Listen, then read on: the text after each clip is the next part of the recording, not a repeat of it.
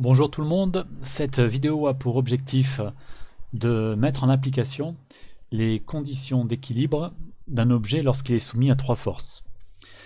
Alors attention, la vidéo va être un peu complexe parce que à la fois il va falloir comprendre les conditions d'équilibre d'un objet soumis à trois forces, comment on les applique, mais aussi à la fois il va falloir savoir utiliser GeoGebra. Donc je vous conseille de regarder la vidéo tout en même temps d'utiliser GeoGebra et de refaire les choses au fur et à mesure.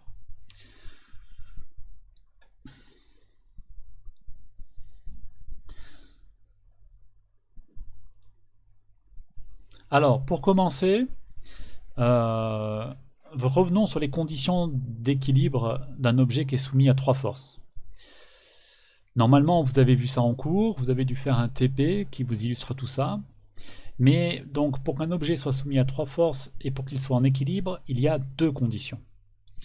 Une première condition, les droites d'action des forces doivent se couper. Se couper, là j'ai écrit en un même point, se couper en un même point. Donc ça c'est une première condition d'équilibre importante. Donc elles doivent se couper en un même point. Deuxième condition, la somme des trois forces doit être nulle. Ce qui revient à dire que la somme des trois vecteurs, qui représentent les trois forces, les trois flèches, les trois vecteurs, les trois flèches, doivent former un triangle. Alors, on va illustrer ça sur un exemple. Alors, sur cet exemple-là, voilà. C'est-à-dire que vous avez ici un personnage, on l'appelle Léo, c'est écrit là-haut, Léo. Il fait de l'escalade, et on pourrait faire un bilan des forces qui s'applique sur lui. Léo, il est accroché à un câble là, donc ce câble-là exerce une force sur Léo. On peut dire que ça se passe au point B ici. Léo s'appuie sur le mur, donc il s'appuie sur le mur, donc là aussi il y a une force qui s'exerce. S'il enlève ses pieds, ça va changer les choses, donc son pied a une importance. Et puis évidemment, Léo est attiré par la Terre, et donc Léo a un poids et une attraction terrestre. Alors, voilà, donc ce qu'on disait juste avant, c'est-à-dire que bon, déjà son poids, si Léo pèse 90 kg, son poids on peut le tracer, c'est facile, ça démarre toujours du point G, c'est vertical. On a une échelle ici qui fait 1 cm pour 100 Newton, et donc on peut tracer le vecteur du poids. D'accord? Donc le vecteur du poids, toujours pareil, vertical, vers le bas, qui démarre du point G, et qui fait la bonne longueur par rapport à l'échelle, et par rapport à son poids, qui serait ici 900 Newton. Voilà. Donc la première condition d'équilibre, elle nous dit quoi? Elle nous dit que les trois droites d'action doivent se couper en un même point. Je vous illustre ça ici. C'est-à-dire que les droites d'action seraient là. Regardez bien. Si on prend par exemple donc la droite d'action qui est en bleu ici, c'est la droite d'action du poids. La droite d'action qui est ici, en vert, c'est la droite d'action de la force qui va s'exercer sur la corde. Il se tient à la corde. La droite d'action, elle est le long de la corde. Et puis la droite d'action de l'action du pied de Léo, voilà, c'est la droite qui est en rouge. Alors, ces trois droites d'action, qui correspondent trois forces qui agissent sur Léo, se coupent bien en un même point, ici.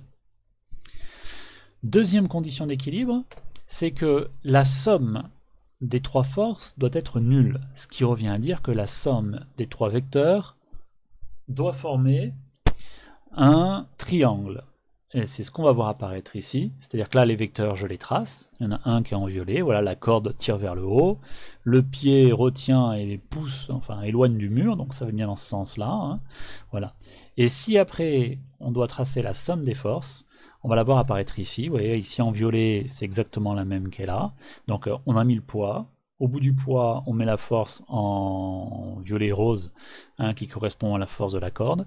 Et puis en rouge, il y a la force R, la réaction du sol, là, en orange, qui est celle-ci. Et vous remarquez bien que la somme des trois forces forme un triangle. Donc dans cette situation-là, Léo, tant mieux pour lui, c'est en équilibre. C'est-à-dire que 1, les trois droites d'action se coupent bien au même point. 2, la somme des trois forces forme bien un triangle. Si ce n'était pas le cas, ça serait grave pour Léo. Alors, on va essayer d'appliquer cela à une situation. C'est-à-dire que maintenant, regardez bien, on va avoir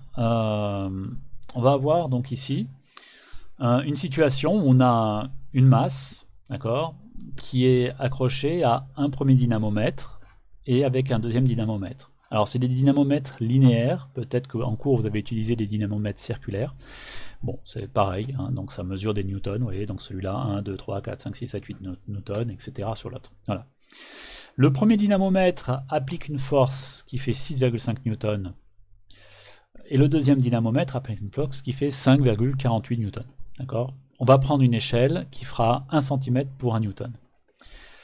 Alors, attention, donc là on va utiliser GeoGebra, donc il faut bien suivre ce qui se fait et comprendre toutes les manipulations avec GeoGebra. Alors, premièrement, on va tracer la force F1. Donc la force F1, pour la tracer, regardez bien, je vais d'abord commencer par placer un point sur le point d'application. Ouais. Et puis, je vais tracer le vecteur. Donc, vous avez vu où je suis allé, là, dans cette colonne-là. Je vais sur le vecteur. Hein, et mon vecteur, je vais le tracer à partir du point C.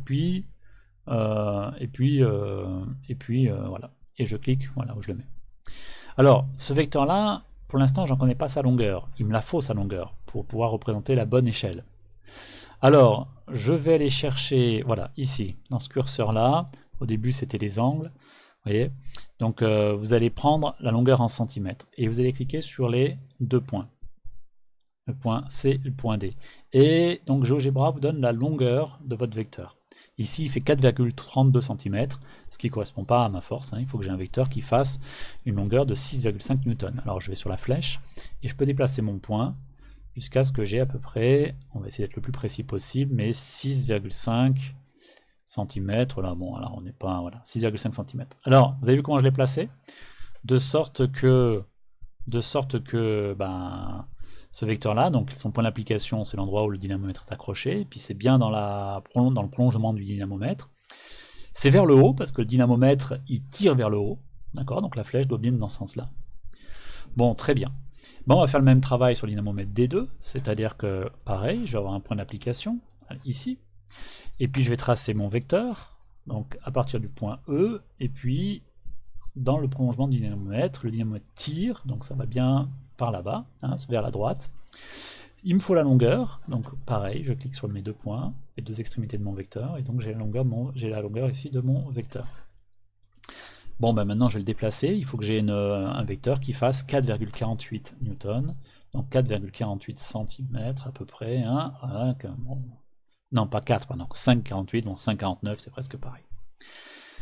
Voilà, donc j'ai représenté mes deux forces. Hein, la force du dynamomètre D1 par le vecteur ici, et la force du dynamomètre D2 par ce vecteur ici. Alors, il faut que maintenant, mon problème que j'ai, c'est que je dois connaître mon poids. Et pour l'instant, le poids, je ne le connais pas. Alors, je vais appliquer les conditions d'équilibre. Première chose qu'on pourrait constater déjà, c'est que est-ce que j'ai bien les trois droites d'action qui se coupent en un même point. Donc j'ai ici mon point G, d'accord, et on sait que comment dire, la droite d'action du poids c'est une verticale, donc je peux tracer la droite d'action de mon poids verticalement. J'ai aussi ma droite d'action ici de ma force du dynamomètre D1 et ma droite d'action de la force du dynamomètre D2. Alors là, je me suis un peu mal pris, d'ailleurs je me suis trompé. On va enlever cette droite là, et je vais recommencer à partir du point E et jusqu'au point F. Et on voit qu'effectivement nos trois droites d'action se coupent en un même point. Hein, alors ces droites, je vais les faire disparaître pour l'instant parce qu'elles ne me servent à rien, mais on voit que la première condition d'équilibre est appliquée. Deuxième condition d'équilibre, il faut que je fasse la somme des vecteurs.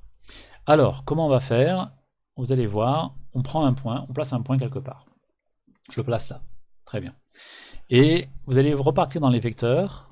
Dans les vecteurs, on peut faire le représentant d'un vecteur. Alors, ça va être le même vecteur, mais placé ailleurs. Regardez bien, je clique sur le représentant des vecteurs. Et alors, je vais cliquer sur mon premier vecteur, donc le vecteur de la force D1. Hop, je clique dessus. Et je clique sur mon point I que je viens de placer, mon point supplémentaire. Et remarquez bien, j'ai le même vecteur ici qu'ici. Ils sont parallèles, ils ont le même sens, ils ont la même longueur. Je peux le déplacer comme je veux, et il restera exactement le même. Si jamais je venais à déplacer par exemple mon vecteur de la force D1, regardez, l'autre il suit. Hein, donc bon, alors je laisse bien, donc à 6,5 cm, hop, j'y suis presque. Bon, 6, 48, 49, 50, voilà, très bien. Bien, alors maintenant, ce que je vais faire, c'est que je vais faire le même travail, mais avec mon autre vecteur. Donc je place un autre point, et je vais faire le représentant du vecteur qui représente la force du dynamomètre D2. Donc pareil, je clique sur le représentant, je clique sur le vecteur, et je clique sur le point J. Voilà, j'ai mon deuxième vecteur, lui aussi, il reprend. Voilà. Alors je peux le déplacer aussi. Alors, si vous vous souvenez bien, pour faire la somme des vecteurs, comment je m'y prends? Eh bien, je dois mettre bout à bout mes vecteurs. Hein, alors je vais réduire un peu l'échelle de mon graphique. Alors, pour mettre bout à bout mes vecteurs, eh bien, regardez bien, je prends mon premier vecteur, je prends mon deuxième vecteur, et je les mets bout à bout, l'un sur l'autre. Alors, on va essayer d'être le plus précis possible. Et alors, pour que ce soit en équilibre, il faut que la somme de mes trois vecteurs forme un triangle. Du coup, je vais pouvoir construire un nouveau vecteur. Alors là, je ne vais pas sur les représentants des vecteurs, parce que c'est un nouveau vecteur que je dois construire, donc je vais bien sur les vecteurs. Et puis, du point J, de ce point-là, jusqu'à ce point-là, je trace un autre vecteur. Et donc ce troisième vecteur, il correspond à la troisième force ici. Il y a la force du dynamomètre D1, la force du dynamomètre D2, et puis la force du poids. Donc c'est ce poids-là maintenant que je vais pouvoir, que j'ai déterminé ici grâce à la deuxième condition d'équilibre, la somme des trois forces qui est nulle. Je vais faire un représentant de ce vecteur que je vais tracer à partir du poids. Je peux maintenant le faire comme ceci, le représentant de ce vecteur que je vais tracer ici, et là j'ai tracé le poids de mon objet. Alors, il faut que je connaisse la valeur de ce poids, du coup je vais prendre la longueur de ce point à ce point, et ça fait donc 4,99 newtons. On peut dire que, finalement,